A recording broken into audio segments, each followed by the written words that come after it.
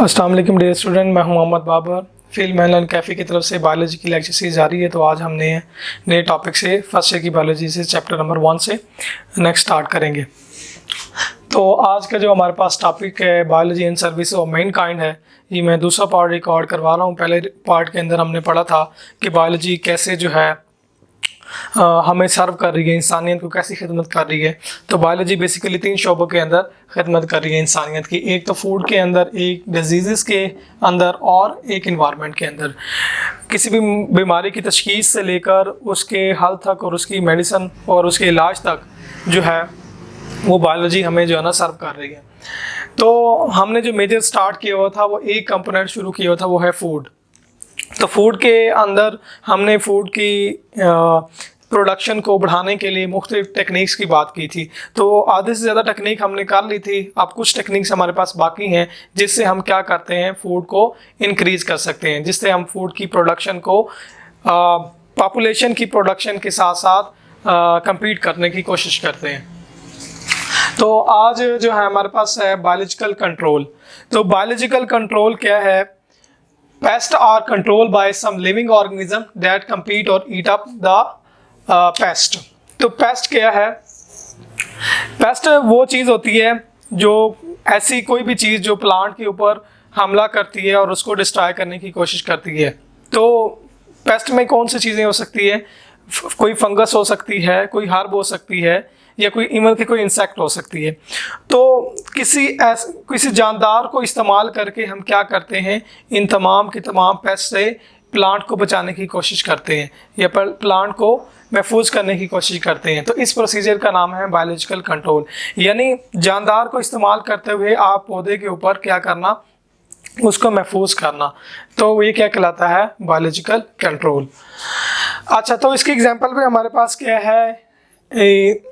इसकी एग्जांपल हमारे पास है एक अफेड की। अफेड एक छोटा सा इंसेक्ट होता है जो अटैक करता है किसके ऊपर? वालनट ट्री के ऊपर, अखरोट के दरख्त के ऊपर। तो उसको हम कंट्रोल कर रहे हैं, इस कीड़े को, एक और इंसेक्ट के साथ जिसका नाम है वेस्प, और जिसको उर्दू में भेड़ कहते हैं। ठीक है। तो अफेड क्या होती है? ये अफेड जो है वो अखरोट के सेल्स को या अखरोट को डैमेज करती है, या उसके दरख्त को क्या कर लेती है? डैमेज कर लेती है और उसे वहाँ पर चाटती है। तो उसको कंट्रोल करने के लिए हमने एक वेस्प जो है वो उस दरख्त के ऊपर स्प्रे कर दी।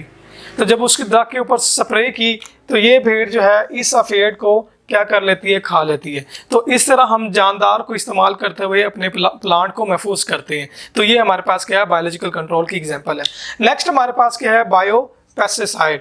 तो बायो पेस्टिसाइड्स की क्या डेफिनेशन है? A living organism that kill the bacteria, some bacteria are used as bio pesticide. Basically biological control bio pesticide में ही आता है।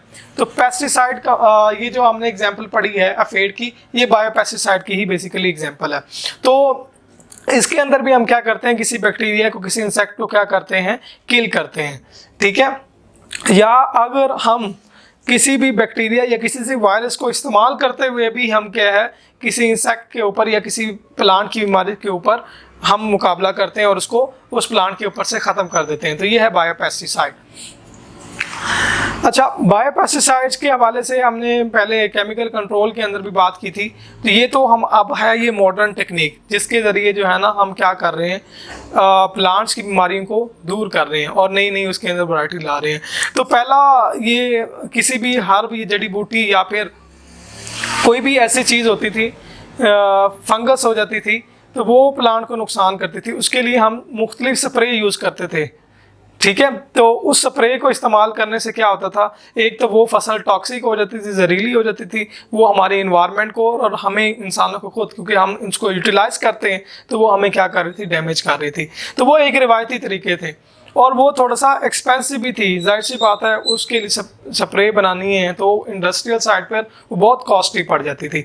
बट अब जो हम बायोपेस्टिसाइड यूज़ कर रहे हैं कि ऐसे ऑर्गेनिज्म को यूज़ कर रहे हैं जो इनके ऊपर जाकर क्या कर रहे हैं? वो डिजीज़ को एलिमिनेट करते हैं, जिसे हम बायोपेस्टिसाइड कह रहे हैं। अब उसके बाद हमारे पास नेक्स्ट आती है इंटीग्रेटेड डिजीज़ मैनेजमेंट।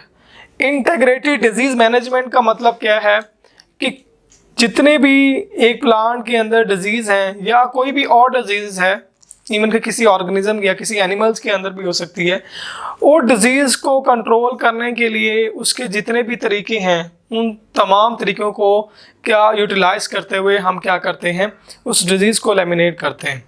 अब डिज़ीज़ डिपेंड करती है या तो कमर्शियल है थ्रू आउट, या हर किसी बंदे में जो है ना वो फैली हुई है, या फिर कुछ वो स्पेसिफिक एक ऑर्गेनिज्म के अंदर ही मौजूद है। तो उसको एलिमिनेट करने के लिए उसके जितने भी तरीक़ेकार हैं जिससे वो डिज़ीज़ कंट्रोल हो सकती है, उन तरीक़ों को इस्तेमाल करते हैं। तो उन तमाम तरीक़ों को इस्तेमाल करना जिससे एक डिज़ीज़ कंट्रोल हो जाए, उसको हम कहते हैं इंटीग्रेटेड डिज़ीज़ मैनेजमेंट। तो एक डिज़ीज़ को एक प्रॉपर तरीके से मैनेज करना और प्रॉपर सारे के सारे मेथड अडॉप्ट करना जिससे वो डिज़ीज़ कंट्रोल हो जाए, तो इसको हम कहते हैं इंटीग्रेटेड डिज़ीज़ मैनेजमेंट। तो इसके कौन कौन से तरीके हो सकते हैं उसने हमें यहाँ बताए हैं। effective control of particular disaster diseases as well as common of the plant।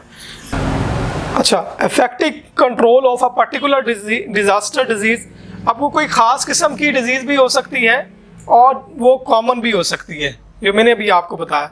वो कॉमन भी हो सकती है, हर ऑर्गेनिज्म में भी हो सकती है, या फिर जो है ना एक ख़ास स्पीशीज़ के अंदर भी हो सकती है। तो achieving using all relevant appropriate, यहाँ पर लिखे ऑल रेलेवेंट अप्रोप्रिएट, उसके जितने भी आगे तरीके हैं उसको एलिमिनेट करने के हम उसको यूज़ करते हैं for of disease control, disease को कंट्रोल करने के लिए। जिस तरह की कोरोना की डिज़ीज़ है, इसको हम मैनेज करने के लिए क्या कर रहे हैं, हम कैंपेन चला रहे हैं कि आप कैंपेन क्या चला रहे हैं कि लोग एक दूसरे से फासले में रहें, डिस्टेंस रखें, तो क्या होगा, हम कोरोना जो है ना नहीं फैलेगा। तो इसी तरह और रेसिपीज़ हैं कि उसमें हम हैंड शेक ना करें। और फिर एक और तरीका भी है जो हम वैक्सीनेशन जो अब हमारे मुल्क के अंदर आ रही है कि उसको आम सिटीज़न तक भी पहुंचा रहे हैं, क्योंकि ये आलमी बीमारी है, हर इंसान के हर डोर टू डोर स्टेप जो है ना ये पहुंची हुई है। तो इसको एलिमिनेट करने के लिए जो भी तरीक़ेकार हैं हम उसको इस्तेमाल कर रहे हैं। तो ये एग्जांपल मैंने आपको करंट अफेयर के अंदर बता दी है। इसको हम कहते हैं इंटीग्रेटेड डिजीज़ मैनेजमेंट, एक डिज़ीज़ को प्रॉपर तरीके से हैंडल करना और उसको इन्वायरमेंट से एलिमिनेट करने की कोशिश करना। अच्छा, उसके बाद है hydroponic culture technique. Hydroponic culture technique एक ऐसी टेक्निक है जिसके अंदर हम क्या करते हैं, प्लांट को ग्रो करवाते हैं। प्लांट को कैसे ग्रो करवाते हैं, प्लांट को ग्रो करवाने के लिए हमें किसी सॉइल या मिट्टी की ज़रूरत नहीं है, या उसको ज़मीन के अंदर भी गाड़ने की ज़रूरत नहीं है। हमें सिर्फ एक शीशे का गिलास चाहिए और उसके अंदर वो सारे न्यूट्रिएंट होने चाहिए, वो सारी ग़िज़ाइयत होनी चाहिए, वो सारा फूड होना चाहिए जो एक प्लांट को ग्रो करने के लिए ज़रूरत है। तो आप ये कह सकते हैं कि इस टेक्निक के ज़रिए हम क्या करते हैं, एक प्लांट को उगाते हैं बग़ैर ज़मीन में बोए, तो वो आपके गिलास के मीडियम के अंदर ही ग्रो करता है। तो ये है हमारे पास हाइड्रोपोनिक कल्चर टेक्निक। ये टेक्निक इतनी ज़्यादा यूज़फुल नहीं है। इस टेक्निक को ज़्यादातर एस्ट्रोनॉट जो खिलाबाज हैं वो इसको इस्तेमाल करते हैं। वो कैसे इस्तेमाल करते हैं मैं आपको बताता हूँ। तो अच्छा, plants are grow in aerated water. Aerated water कौन सा होता है, ऐसा पानी जिसके अंदर ऑक्सीजन डिजॉल्व हो, हाई अमाउंट में क्या हो, ऑक्सीजन डिजॉल्व हो। ऑक्सीजन क्यों डिजॉल्व होगी, वो इसलिए कि प्लांट को ग्रो करने के लिए क्या चीज़ चाहिए, ऑक्सीजन चाहिए। एंड विच न्यूट्रेंट, और वो न्यूट्रेंट चाहिए have been added to check nutrient requirement, और जो है हम उसके अंदर डाल के उसके न्यूट्रेंट रिक्वायरमेंट भी पता कर लेते हैं इस मीडियम के ज़रिए कि आया इसने कितनी न्यूट्रेंट अब्जॉर्ब की, यानी कौन सी न्यूट्रेंट जो है ना इसके लिए ज़रूरत है। न्यूट्रेंट कौन से हो सकते हैं, जिस तरह पोटाशियम है और मैग्नीशियम है, कैल्शियम है, ये तमाम क्या है एक प्लांट के लिए ज़रूरी हो सकते हैं न्यूट्रेंट, ठीक है। और फास्फोरस भी इवन के, ये मेजर न्यूट्रेंट मैं आपको बता रहा हूँ, ये मेजर न्यूट्रेंट है जो एक प्लांट को ग्रो करने के लिए ज़रूरत होते हैं। अगर इन न्यूट्रेंट को हम क्या करते हैं, एक ग्लास के अंदर दे देते हैं, जिस तरह कि ये हमारे पास एक क्या है, एक मीडियम है। ये एक हमारे पास ऐसा मीडियम है जिसके अंदर हमने क्या किया है, न्यूट्रेंट सारे जो है इसके अंदर डिज़ोल्व किए हैं लिक्विड फॉर्म में। लिक्विड फॉर्म में क्या किए, न्यूट्रेंट डिज़ोल्व किए हैं और फिर हमने क्या किया है, अपने पौधे को इसके अंदर रख दिया, ठीक है। तो हमारा ये पौधा जो है वो इसी लिक्विड के अंदर रहकर क्या करेगा, ग्रो करेगा। और इस तरह से हम इसकी न्यूट्रिएंट वैल्यू भी चेक कर सकते हैं। हम ये चेक कर सकते हैं कि ये पोटाशियम इसने कितना अब्जॉर्ब किया, और ये चेक करते हैं जिस तरह मैग्नीशियम इसने कितना अब्जॉर्ब किया, कैल्शियम कितना अब्जॉर्ब किया। तो इस मीडियम से हम ये भी पता लगाते हैं एक प्लांट की कितनी न्यूट्रिएंट रिक्वायरमेंट है, कितनी न्यूट्रिएंट रिक्वायरमेंट जो है वो उसके लिए ज़रूरी है ताकि वो ग्रो कर सके। अच्छा, उसके बाद क्या है, यहाँ पे हमारे पास ये हाइड्रोपोनिक टर्म है। इस टर्म की तरफ देखते हैं क्या है। हाइड्रो का मतलब क्या है, वाटर है, और पोनिक का मतलब है कल्टीवेट। कल्टीवेट का मतलब है उगाना या काश्तकारी करना, ठीक है। तो ऐसी टेक्निक जिसके अंदर हम क्या करते हैं, पानी के अंदर अपने प्लांट को क्या करते हैं, ग्रो करवाते हैं। अच्छा, इसकी ज़रूरत क्यों आई, क्यों पेश आई है, इस टेक्निक को हमने क्यों यूज़ किया। आपको पता है कि अगर हम सॉइल के अंदर रहकर ये मालूम करने की कोशिश करें कि इसने सॉइल के अंदर कौन कौन से न्यूट्रिएंट को ऑब्जॉर्व किया, तो ये हमारे लिए मुश्किल है, क्योंकि सॉइल के अंदर बेतहाशा न्यूट्रिएंट मौजूद है। तो ये हमारे लिए जो है ना मालूम करना मुश्किल है कि कौन से प्लांट ने कौन से न्यूट्रिएंट कितनी अमाउंट में जो है ना ऑब्जॉर्व किए। तो ये हमारे लिए मुश्किल है। इसलिए ये टेक्निक हमारे पास जो हाइड्रोपोनिक टेक्निक है, इस टेक्निक ने हमें बताया कि हर प्लांट को कितनी रिक्वायरमेंट चाहिए, तो वो रिक्वायरमेंट हम उसे देकर, वो न्यूट्रिएंट हमें देकर उसको आर्टिफिशियल क्या करते हैं, ग्रो करवाते हैं। अच्छा, तो अब एस्ट्रोनॉट की बात करते हैं कि एस्ट्रोनॉट इसको कैसे यूज़ कर रहे हैं। अच्छा, तो खलाबाज जो हैं वो वहाँ पर जब स्पेस में चले जाते हैं तो कई सालों उन्हें वहाँ पर गुजारने पड़ते हैं। तो जाहिर सी बात है, यहाँ से नीचे से खाना इतना तो नहीं लेके जाया जा सकता जिसको वो प्रिजर्व कर लें या फिर जो उनको स्टोर कर लें। वो इस तरह की इतने ज़्यादा लंबे अरसे तक कोई भी फूड इतना ज़्यादा जो है ना सर्वाइव नहीं कर सकता। तो एस्ट्रोनॉट क्या करते हैं, अब वहाँ पर तो कोई मिट्टी वगैरह तो है नहीं जिसके अंदर जो है ना प्लांट को क्या करवाएंगे, ग्रो करवाएंगे। तो खलाबाज क्या करते हैं, इस टेक्निक को यूज़ करते हैं, और इस टेक्निक को यूज़ करते हुए अपने फूड की या खाने की रिक्वायरमेंट को वहाँ पर फुलफ़िल करते हैं। उसके बाद हमारे पास नेक्स्ट टेक्निक है पास्चुराइजेशन। ये जो पैस्चुराइजेशन, ये जो है ना लुईस पास्चर ने इसको इंट्रोड्यूस करवाया था। इस टेक्निक में हम क्या करते हैं, ये वो टेक्निक है। अच्छा, आल्दो के हमने सारी जो टेक्निक पढ़ी हैं वो तमाम की तमाम ऐसी थी जो फूड की रिक्वायरमेंट को क्या कर रही थी, इंक्रीज़ कर रही थी।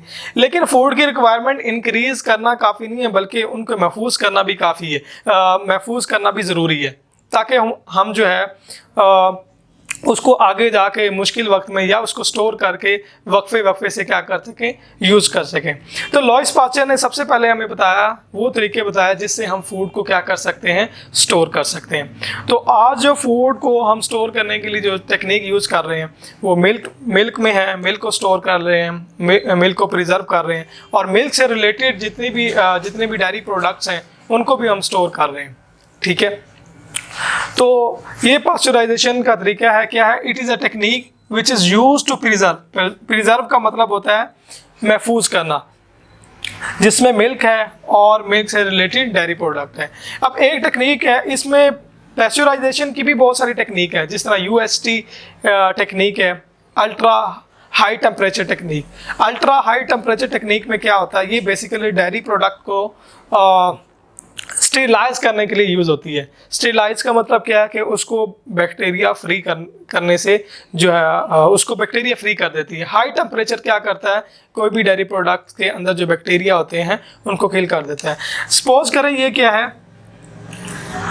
ये आपकी ये एक रॉड है, और इस रॉड के अंदर से क्या पास हो रहा है, मिल्क पास हो रहा है। तो इस मिल्क के अंदर जाहिर सी बात है बैक्टीरिया भी हैं। ऐसे बैक्टीरिया हैं जो क्या कर सकते हैं, मिल्क को डिस्ट्रॉय कर सकते हैं। तो उन बैक्टीरिया को किल करने के लिए हम जो टेक्निक यूज़ कर रहे हैं वो उसका नाम है UHT, ultra high temperature technique. तो हम इनके पाइप से क्या करते हैं, हाई टेम्परेचर दे देते हैं। जब हम इनको हाई टेम्परेचर देते हैं तो कुछ बैक्टीरिया ऐसे होते हैं जो बल्कि बहुत सारे बैक्टीरिया ऐसे हैं जो क्या करते हैं, हाई टेम्परेचर के सामने टिक नहीं सकते, वो किल हो जाते हैं। तो इस तरह हमारा मिल्क क्या हो जाता है, महफूज हो जाता है। इस तरह बहुत सारी खुराक ऐसी हैं जिनको हम क्या कर रहे हैं, उसके अंदर से बैक्टीरिया को किल करके हम अपनी खुराक को क्या कर रहे हैं, महफूज बना रहे हैं। तो होप सो डियर स्टूडेंट आपको इसकी समझ आई होगी। तो मिलते हैं नेक्स्ट लेक्चर में, अब तक के लिए अल्लाह हाफिज़।